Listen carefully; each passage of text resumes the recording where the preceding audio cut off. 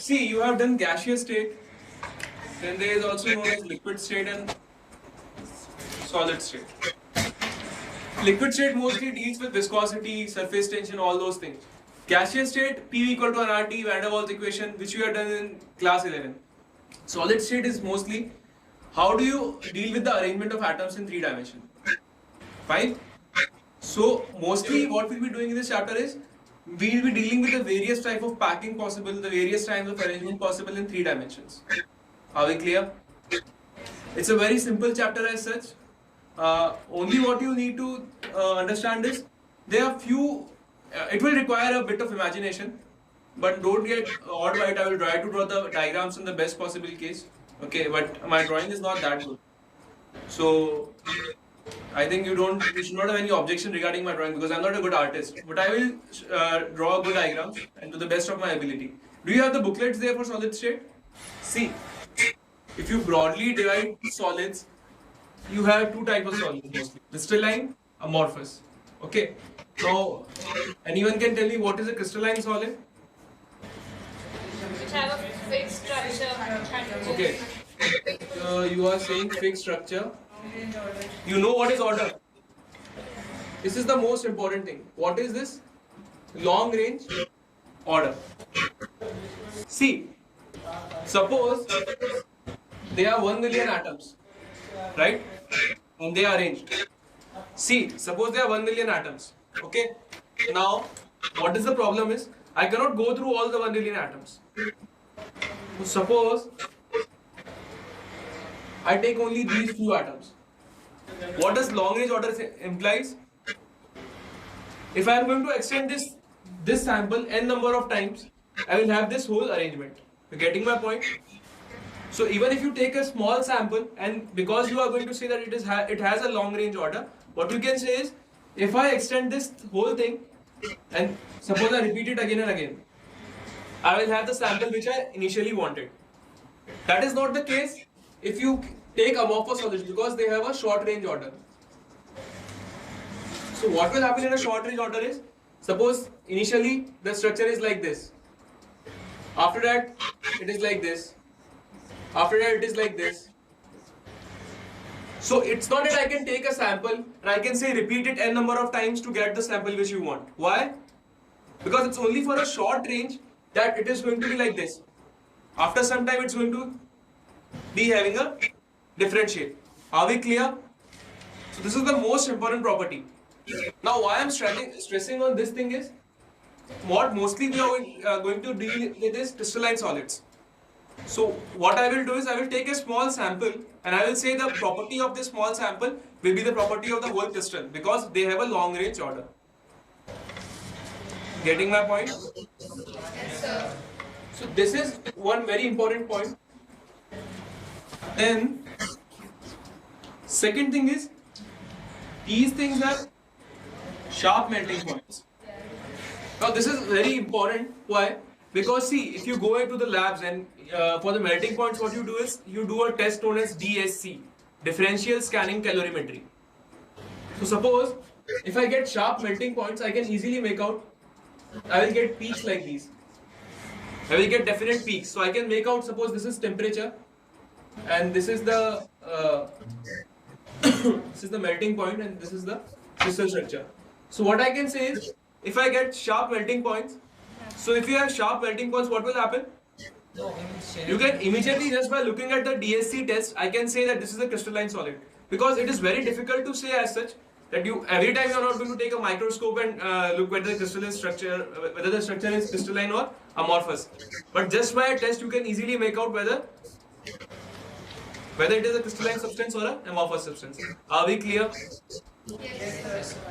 So this is again a very important point. In case of this, you won't have sharp melting points. You will have something like this. So you do not know a definite point of temperature where the substance is actually going to melt. Clear? One more thing. What is anisotropic? Which have different physical properties from different When viewed from different directions. No, that is isotropic. Anisotropic is independent. Independent. In whatever direction you go, Suppose this is a crystal. So if I go like this, then I have the same properties. If I go like this, then I have the same properties. So see, properties which are not dependent on direction are known as anisotropic, and properties which are dependent on direction are known as isotropic. Clear? Why it is right now? What is anisotropic? So an isotropic is basically there are different properties. So but if we go along the diagonal, in this case we'll have a different properties. If we go In along, case of crystalline, yeah, and in case of this, it will be same. yes, Whatever direction you go. yes, Are you sure? yes. For a shoulder, Okay, yeah, anisotropic means, and yes, you are right. Anisotropic and iso means same. Yes, you are correct. So, anisotropic is different properties in different directions, and isotropic is same properties. Basically, iso means same. You have isobar, isotone. So, if it is isotropic, same properties in different directions. Clear? Now, see, this is just a basic introduction. As such, it is not important. What is important in this case is whatever we are going to deal with in this chapter are crystalline solids. And the major advantage of doing this is once you know it is a crystalline solid, you just take a small sample and you can say that the properties of this small sample are going to be the same for the whole crystal because they have a long range order. Clear? For every crystal, what happens is you have a lot of every crystal is, suppose this is a crystal, say I take a cubic crystal, right? What I can do is I can break this crystal into very small particles, right? I can break it into say n number of particles. Fine. So what will happen is I will keep on doing this process and I will get the smallest unit. Okay. So what I will do is I will continue breaking this system until and unless I get the smallest unit which is possible.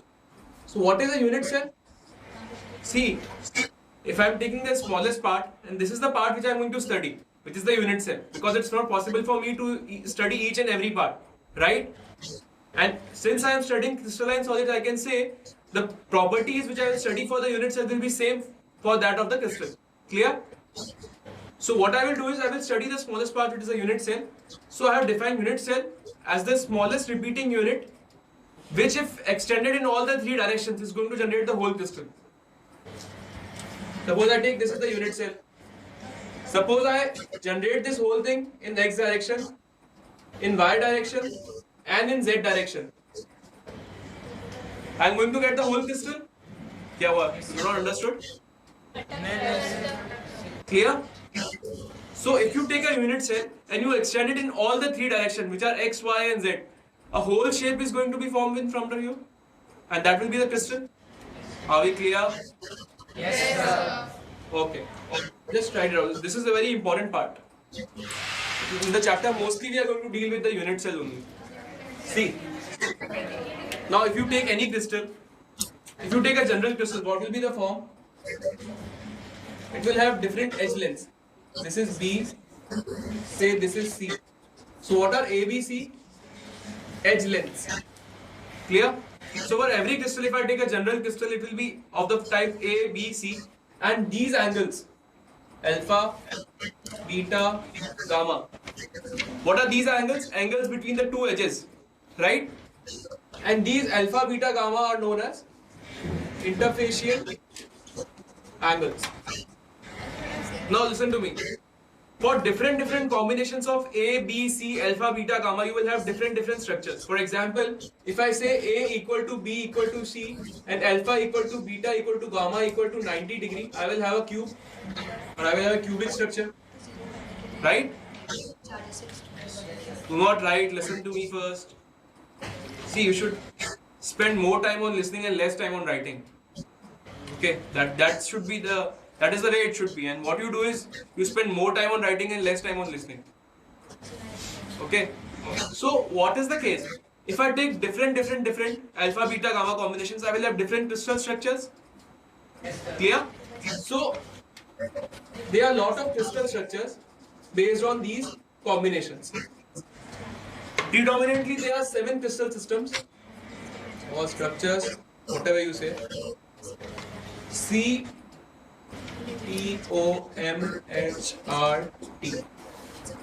Can you see? See, this is mostly for your NCRT things. These things, you don't have to remember from the JEE perspective that what are the 7 crystal structures. I'm just writing it down. It's given in your book. That's not a problem whether you should remember these or not. What is the thing which you should understand is, for the different combinations you have, these type of crystal systems which are possible. For example, if it is a cubic system, alpha equal to beta equal to gamma equal to 90 and A equal to B equal to C, right? And in these, you have something known as Bravais lattices. There was a scientist whose name was Bravais, and what he suggested was that you have 7 crystal systems, which we just studied, right? CTOMHRT. And for each of them, you have 4 structures which are possible. BCC, FCC, end-centered, and edge-centered. This is face-centered. What are these body-centered, face-centered? We will study ahead after some time. As of now, assume that there are 4 types of structures and there are 7 crystal structures. So what are the total number of structures possible? 7 into 4? 28. Right? There are 7 structures. You do not know what are BCC, FCC. Assume that there are something which is known as BCC, FCC. I will let you know what are these after some time. But as of now, if you have 4 structures and you have 7 crystal systems, so how many total number of systems will be possible? 28. And out of these, he said only 14 actually exist. And these 14 are known as Bravais lattices. And why only 14 actually exist? Because of the considerations of symmetry. And So, stability, symmetry, because it's like mostly symmetrical structures are stable. It's not that if you take any structure in this earth, on this hole in this world, and that will be stable. Everything is based on the principle of symmetry. So, in fact, if you see, if you go ahead and if you will study further physics, there will be a lot of complicated explanations which will be given on the fact that nature loves symmetry. Now this is very weird because if you go for very complicated explanations and you are making this assumption that nature loves symmetry, right? So if you even go for your PhD or if you even go for further studies MS, in IIT there are some courses in physics. If you will deal with crystal structures, if you will deal with something else, then you will come to know that a lot of times this thing has been used. Nature loves symmetry because see, this is a complex topic because we have not seen the structure as such. We are just predicting the structure. We cannot see the atoms also as such, right? And we are predicting how they will be arranged. So you have to come out with some conclusions. And what has been observed as of now is, mostly this whole explanation is based on observation. It's not that we explain something and then we observe. First we observe something and then we explain. That is the whole principle of chemistry, right? Sadly. Because if it was the other way around, it would be better than physics. But nonetheless, what we know is, nothing to worry about it. What will be the Bravais lattices? What will be those 14 structures? Just because there is something known as Bravais lattices, I explain it to you, and nothing to worry about. Clear? Are we clear? So this is just an introduction. We have not started the chapter as of now. We'll start it after this introduction is over. This is the last part of introduction. After that, we'll start with the actual unit sets. Just note it down. Okay. So actually, the chapter starts now. Whatever we were doing till now was just an introduction. Clear? So now, what are unit sets? If I say that you have to study only a small part, so there are several small parts which are possible. And what is the smallest part which we will study? The unit cell. So first of them is simple cubic or SCC. Now what is a simple cubic? Unit cell. I take a cube whose edge length is A. A is the edge length. Or the one side of the cube is A, right? And since it is a cube, effectively what I have to do is, suppose, assume that this is a box which is given to you, right? And you have tennis balls with you. Your target is, so this box is what? Just an structure. It's just a structure, right? What you have to do is you have to fill this box with tennis balls. So, in the simple cubic cell, at each of the corners, I will have a sphere. Now assume that each of the sphere is a sphere first of all, so it's perfect. It's not like what I have drawn. First, one most important thing, and assume that there are a lot of spheres like this, lot of structures like this, right? So there are a lot of these structures. So if I ask you between how many cubes will this ball be distributed? 8. Since it is placed at the corner, it will be distributed between 8. So if I say what part of this ball will lie in this room? 1 by 8. 1 by 8. So I can say contribution of one atom present at the corner equal to 1 by 8. Clear? Yes. And how many atoms are present?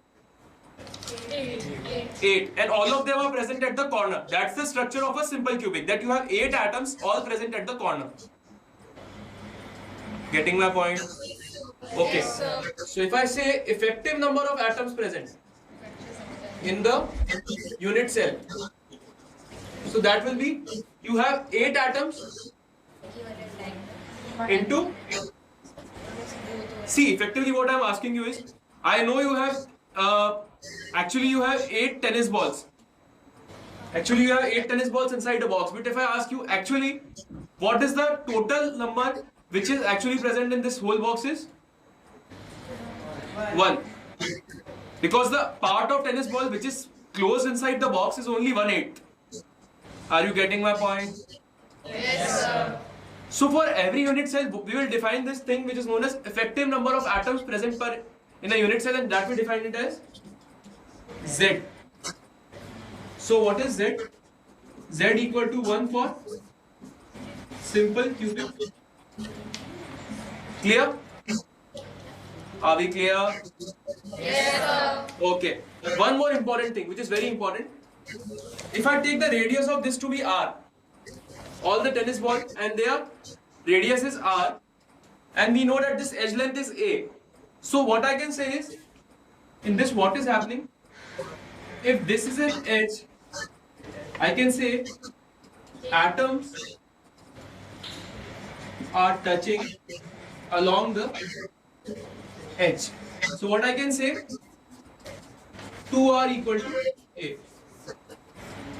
Clear? So what is the case actually? These two are touching each other. Getting my point? So again, what is a simple cubic cell? You take a unit cell, which is a cube, with an edge length of A, which means that you have a cube of side A. Clear? And with all the corners occupied by atoms, which are in the form of spheres. So if I ask you what will be the effective number of atoms, what will you say? Since all those atoms are placed on corners, the contribution of one corner is 1 by 8, because one corner is shared by 8 such cubes. One corner is shared by 8 such cubes. So what will be the contribution? By one corner, 1 by 8. Yeah, if I put a sphere at the corner of this room, and there are like 8 rooms possible. So what I can say, the part of the corner which will be in this room will be 1/8. And so you have 8 atoms all at the corner, so I can say 8 into 1 by 8 will be the number of atoms which will be actually present, or the effective number of atoms which will be actually present, or something known as Z. Z is also known as rank. So what is the rank of SCC? 1. Not in absolute terms, I mean, that is not the rank which you get, or which you desire to get in IIT. This is a different rank. This is rank equal to 1 for SCC. And one more thing which is important, that the 2 atoms are touching along the edge. So what I can say, 2 are equal to A. Are we clear? Next you have is body centered cubic. So the shape of this will be like this. You will have 8 atoms at the corner and 1 atom in the center. And this is the body center. So See, if I ask you what is the Z for this, I will say there are 8 atoms at corner. What is the contribution of one atom at corner? 1 by 8. Plus 1 atom at the body center. So if I ask you what will be the contribution of the atom present in the center of this sphere, of this cube? 1. Simple enough. And one more thing, in this I can say the atoms will touch along the body diagonal. So what is the body diagonal? Suppose consider the room in which you are sitting. Okay, take any corner of the room and join it to the diagonally opposite corner, passing through the center of the room. So if suppose you are sitting here, take one diagonal, take one corner and passing through the center, join it to the opposite end. So this will be the body diagonal. Getting my point? So what will be the value of this body diagonal if I take the edge length to be A? Root 3a. Root 3A? How can you say it will be root 3A? If I take this point and if I take this point, so I can say this value will be root 2A. Yes. This value is A. So this will be root 3A. Yes, sir. Clear? So I can say this is nothing but root 3A. I can say atoms are touching along the body center. Or I can say R equal to, I can say 4R equal to root 3. So effectively what I am saying is this atom and this atom, this atom and this atom are touching each other. And this is what has been drawn here. So that's why you have this whole atom at the center and these atoms at the corner. Getting my point? Yes, sir. Let's note it down. See, face center you have 8 atoms at the corner. And how many face centers do you have? 6. This is the back face. This is the front face. And this is the front. So if I say, what will be the Z for this? I will say 8 atoms at the corner. And the contribution will be 1 by 8 plus 6 atoms at face center. So if I ask you, suppose what will be the contribution of this? Half? Getting my point? So I can say what will be the Z? 4. And if I ask you how these atoms will be touching, they will be touching along the phase diagonal. So if I draw the diagram, if this is A, this is also A, what will be this equal to? Root 2A. So I can say